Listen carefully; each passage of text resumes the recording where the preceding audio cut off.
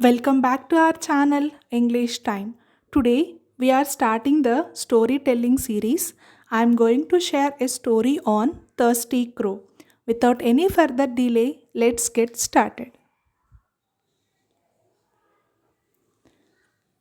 A crow was very thirsty.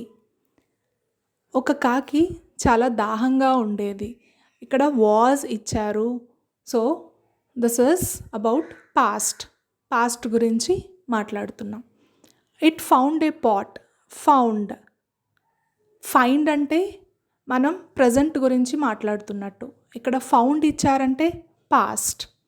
మీరు English time ఛానల్లో videos కనుక ఫాలో అయి ఉంటే మీకు థర్స్టీ అంటే ఏంటి, ఫౌండ్ ఎక్కడ యూస్ చేయాలి, ఇలాంటివన్నీ మీకు ఇంగ్లీష్ టైం ఛానల్లో ఉన్నాయి.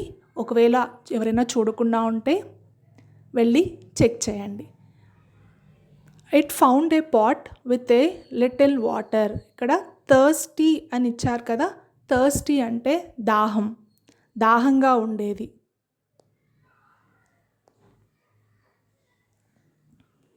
ఓకే, ఇట్ ఫౌండ్ అంటే కనుగొంది. ఏం కనుగొందండి? Little water at the bottom, చివర్లో. ఫౌండ్ ఏ పాట్ని కనుగొనింది. ఆ పాట్లో ఏముంది? వాటర్ ఉన్నాయి. వాటర్ అనేవి ఎక్కడున్నాయి? బాటమ్ అంటే దిగువన, కింద ఉన్నాయి. The crow thought of a plan. చూడండి, థాట్ అన్నారంటే ఇక్కడ పాస్ట్. మీరు నోటీస్ చేస్తే ఇక్కడ మీకు ఈచ్ అండ్ ఎవ్రీ సెంటెన్స్ మీకు పాస్ట్లో ఉంటుంది. చూడండి, was very thirsty, it found a pot, and the crow thought of a plan. ఒక ఉపాయం, ఒక ఆలోచన వచ్చింది. It picked up. ఏం చేసింది? ఆ క్రో ఏం చేసింది? ఇట్ పిక్డ్ అప్ అంటే తీసుకోవడం. ఏం తీసుకుంది? స్మాల్ స్టోన్స్, చిన్న రాళ్ళని పిక్ చేసి and dropped them into the పాట్లో వాటర్ అడుగునున్నాయి కదా. ఇది అందరికీ తెలిసిన స్టోరీనే. బట్ ఇంగ్లీష్లో ఉంటే మనకి తెలుగు మీనింగ్స్ ఏంటి అనేవి తెలుసుకోవాలి అంటే ఈ వీడియో చూడండి. ఈ స్టోరీ టెల్లింగ్ సిరీస్ వల్ల ఏంటి మనకి ఎలా యూజ్ అవుతుంది అంటే, మనం కొన్ని సెంటెన్సెస్ చదువుతూ ఉంటాం, కొన్ని పారాగ్రాఫ్స్ చదువుతూ ఉంటాం డైలీ లైఫ్లో. సమ్టైమ్స్ మనకి కొన్ని వర్డ్స్కి తెలుగు మీనింగ్స్ తెలియకుండా ఉంటుంది. అలాంటప్పుడు మనం డిక్షనరీ ఓపెన్ చేయడం, లేదా తెలిసిన వాళ్ళని కనుక్కోవడం, లేదా మనం సర్చ్ చేయడం అనేది చేస్తూ ఉంటాం. అలాగే ఇక్కడ కూడా మీకు హెల్ప్ అవుతుంది. ఈ వీడియో చూస్తే ఇంకెక్కడైనా మీకు ఫౌండ్ అని వచ్చింది, లేదా పిక్డ్ అప్ అని వచ్చింది అంటే ఆటోమేటిక్గా మీకు తెలిసిపోతుంది. Yes, this is the meaning, this is the Telugu meaning అని మీకు తెలిసిపోతుంది. Dropped them into the pot. The water rose.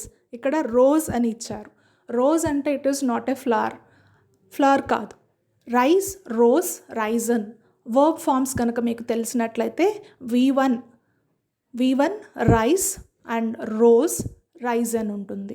అంటే రైస్కి వర్బ్ ఫామ్ ఏంటి? పాస్ట్ వర్బ్ ఫామ్ ఏంటి? రోజ్. చూడండి, rice, rose and Ryzen. Okay, the water rose అంటే ఏమైంది అక్కడ? వాటర్ అనేవి పైకి వచ్చాయి. రైస్కి పాస్ట్ టెన్స్ ఏంటి? రోజ్, పైకి వచ్చాయి. And the crow drank it happily. చూడండి, డ్రాంక్ ఇట్, డ్రంక్. ఓకే, ఇక్కడ డ్రింక్కి పాస్ట్ ఏంటి? Drank. And the crow drank it happily. Is it clear?